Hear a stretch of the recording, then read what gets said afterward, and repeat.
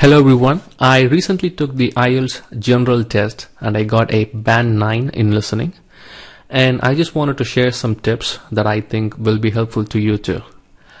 First things first, read the questions beforehand. So this is something that even the audio says. You now have time to read the questions. So read the questions and understand what the audio is all about, so you know what exactly to look for. Secondly, read the instructions for each section. In the first section, it'll probably be write no more than one word, and gradually, when you see as the test progresses in the further sections, it would be not more than 2 words or not more than 3 words. So you have to pay attention to what the instruction says at the beginning of each section. That will be right on the screen. So next thing is words per answer decreases over the course of the test. Now what I mean by this is, in the beginning of the test, the delivery would be slower, and there will be significant time between when the first answer comes and the second answer comes in the audio. Like you would have already read the questions and you would be waiting for the answer. There will be some significant time delay between the first answer and the second answer. So it's possible that you might get comfortable with this pace. But what happens is the number of words between each answer decreases over time.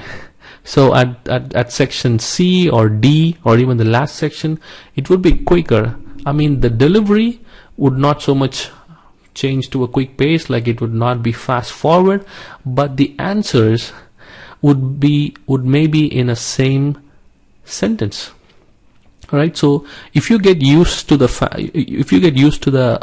pace where there is always a sentence gap between first answer and second answer, you might start to expect that in the later sections also. So what I want to say is, listen carefully to the audio and don't even let your guard down for just a second, because in just a second a lot of changes could happen. For example, there will be twist in some parts of the audio. For example, the speaker in the audio might say, oh yes, my address is 221B Baker Street, and that's the time you would say gotcha, and you would be writing 221B Baker Street, and then before you notice, I mean, in that 1 second, when you forget that the audio is running, that you are happy that you found the answer and you're writing it, the speaker might say, oh sorry, it's 222 or 2212B. Now just look at how long it takes to make the correction. Sorry, 2212B. Now if you did not pay complete attention to the audio just as much as you would be doing it when you haven't found the answer, you could miss it. You could miss that twist. So also there are other examples, like for example, the speaker in the audio might say the library membership is 85. Oh wait, that was last week. Now it's 80. So you have to pay attention to the audio even if you think you got the right answer. That's what I'm discussing in point number 4. Write the answer, but still listen carefully to the audio completely.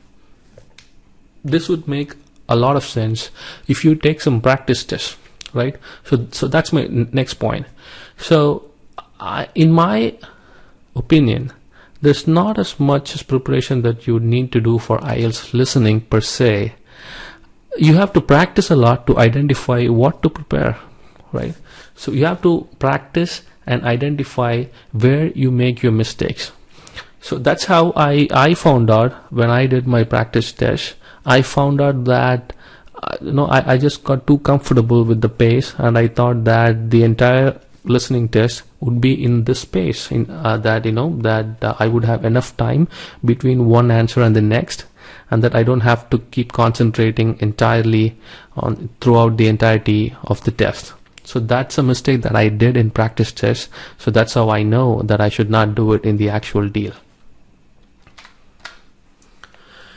practice and take a note of your weak areas. So some of you may lose focus like I did, or some of you may be a little weaker in vocabulary or typo. What I mean by this is still a listening test. You would hear the word, but if it does not help much if you don't know the spelling of it. In some audio, the if it's a telephonic conversation, the person on the other end in the audio, they might say, "Oh, sorry, is that FUCUS focus?" And they might say yes, or they might say no. Usually with names, you could maybe expect that the name would be spelled out, but don't expect the spelling for anything else, right? For example, in this one of the audio, the speaker said her name is Linda, and the other person on the phone, he says, okay, it's LYNDA, and this person says, no, sorry, it's LINDA. So there might be some things like this explicitly, and also some things that you might not catch if you're not paying full attention to it. So next thing is typo. So you would have listened to it correctly and you know the spelling correctly, but then when you're typing in a computer delivered test, you might have just missed, you might have just made a typing error. So find out what is that mistake that you make. So your mistake might not even fall in these categories, right? So this is just out of my experience that these are the areas that I think that everyone should concentrate. And to find out the rare mistakes that only you might do, you should take a lot of practice tests. Even if your exam is far away or it's closing by, just take at least one listening test every day. There are tons of free resources online in YouTube. Actually, I took all my practice tests using YouTube videos, and at the end of the video there would be answers, and then I would calibrate and find out my band. So do a lot of practice tests. There are a ton of free materials available already on YouTube and other platforms, and identify your weak areas so that you don't do that in the real deal, right? So I really hope that you get an excellent score on your IELTS test. And if you have any questions that I can help you with, please leave a comment and I will definitely answer it as quick as possible. I don't have a lot going on. Thank you so much for spending your time. Once again, take care and all the best.